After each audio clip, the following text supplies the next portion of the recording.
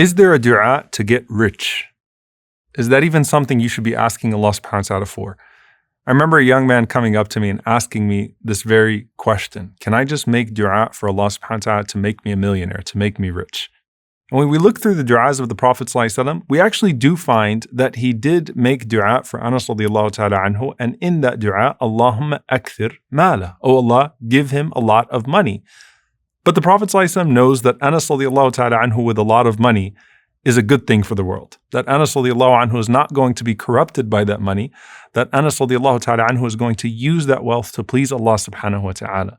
And so when you look through the body of du'as from the Prophet ﷺ in regards to wealth, it's just like a lot of the other things that we are taught to ask for. Sometimes it's not about what you have, it's about how you perceive it. Now ponder upon this narration from the Prophet ﷺ where he says, قَدْ أَفْلَحَ مَنْ أَسْلَمَ وَرُزِقَ كَفَافًا وَقَنَّعَهُ اللَّهُ بِمَا أَتَاهُ.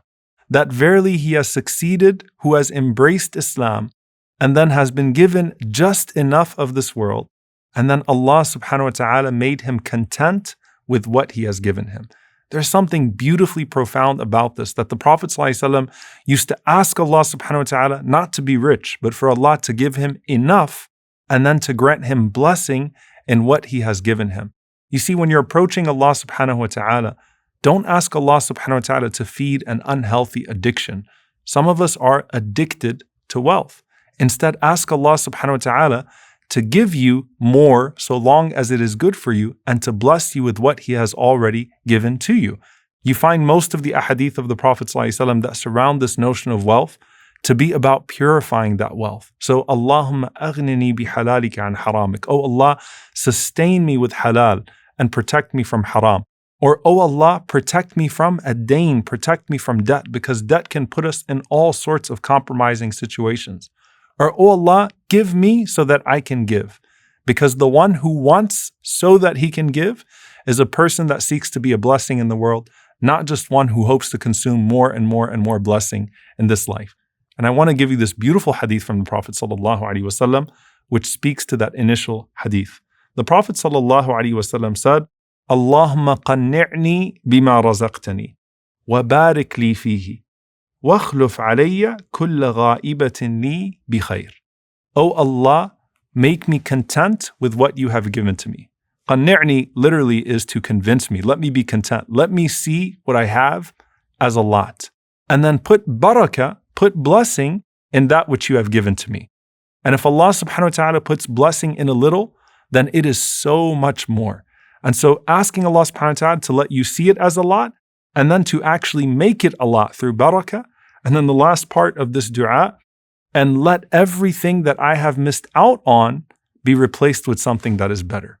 We always think that we're missing out on some sort of opportunity, but Allah subhanahu wa ta'ala is putting something ahead of us that's actually better for us, so long as we respond with that which is good. Dear brothers and sisters, this Dhul Hijjah, bi'idhnillahi ta'ala, we're going to be looking at the way that dua changes destiny and the way that the du'as of the Prophet ﷺ speak to that desired change. Because it's not always about the change of circumstance. Sometimes it's about the change of perspective. And when we look at the du'as of the Prophet ﷺ in these very specific areas of our lives, then we start to realize that the Prophet ﷺ is not just revolutionizing the way that we call upon Allah. He's revolutionizing the way that we view Allah subhanahu wa ta'ala. And when we view Allah subhanahu wa ta'ala differently, we view ourselves differently, and we view the world around us differently as well. So join us bidnillahi ta'ala for all 10 days as we go through the relationship between dua and destiny and the way the Prophet ﷺ taught us to call upon Allah subhanahu wa ta'ala in relation to the changes that we seek in life, and more importantly, what we seek in the afterlife. And as you're tuning in, inshaAllah ta'ala, we hope that you'll continue to make dua for us and that you'll continue to support the work of Yaqeen bi'idhnillahi ta'ala with your sadaqah. And we ask Allah subhanahu wa ta'ala to make this beneficial to us in this life and in the hereafter. And I look forward to being with you, inshaAllah ta'ala, for the next 10 days. Barakallahu feekum wa assalamu alaikum wa rahmatullahi wa barakatuh. اللهم قنعني بما رزقتني وبارك لي فيه واخلف علي كل غائبة لي بخير.